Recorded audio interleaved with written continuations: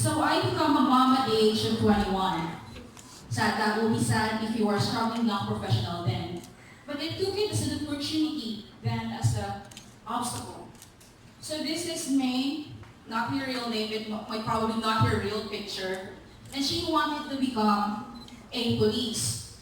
But instead, since she understood that her dream to becoming a part of the government's machinery to maintain peace, she got recruited to the revolution. After 11 years of being a community development advocate, I realized that there's only one way to achieve peace. Something that I'm very passionate about in metaphysical, in philosophical, and in social political sense. And that is to eradicate poverty, the most obvious manifestation of inequality. According to the Human Development Index in 2008, the year when I first wrote my field research on peace and security theme, one of the reasons why there's a continuous unrest in the Philippines is that people are poor.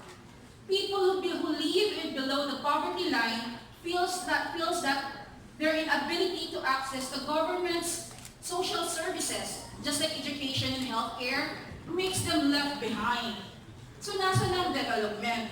Why is it not reaching them? So earlier this year, traversing Matanog is, I might say, one of the most high-risk national road in the country. It connects Marawi City, Lanao del Sur, to Maguindanao, and North Cotabato. I was conversing with my colleague, and I told him the same thought. You know, one of the reasons why people continues to fight the government is that they feel that they don't have the access to the development that the rest of the country or the cities feel. He said, Jara, that's very basic. Actually, people fight because they know they deserve more. Yes. Right? So bam, that is not just fairness and justice. That is self-determination and social justice. Something that we should be all fighting about and we should be all concerned about.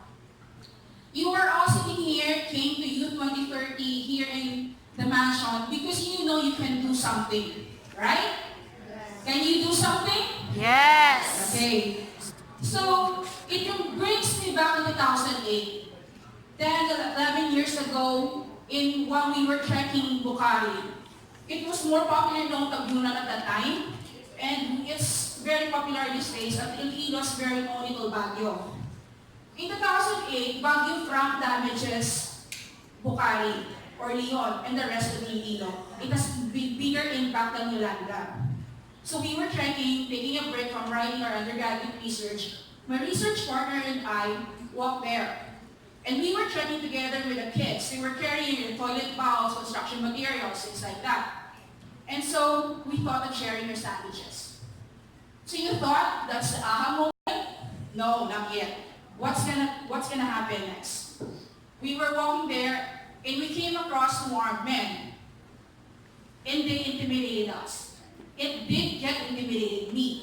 Believe me, my exposure is that I've never seen a close-up with a gun in the whole entire life.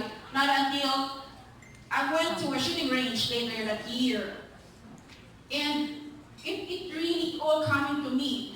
The earlier that year, there was a large number of political killings. And there was one very important thing here in Iloilo that happened.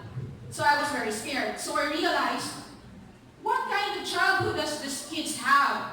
So what kind of human beings will they become someday? Can they contribute to nation building if this is their exposure? So me and my research partner thought we could do something. The video, please. In 2008, with a burning desire to cut the cyclical history of conflict and Apuntahan, two students initiated a guild of young professionals to answer power, water, health, basic needs, and education necessities of the children. With a mission to share random happiness, they ran an annual Brigada Escuela to our adopted communities, sponsorships, medical checkups, bring them to experiential learning like coral planting, sea and sailing with Rotary Club, and others. School improvements, where we build and paint walls, build library, water reservoir, explore curriculum development, like in 2015 where we installed 2 teachers for iTeach project, an income-generating initiative for students through Made in ID, where we involve different indigenous communities. Small, right? So that saving innocent lives amidst war in 10 years. Yeah. So that's 10 years. So I understand that we are looking for a venue to do something. We were just lost fresh grads then, and some of you might be feeling the same.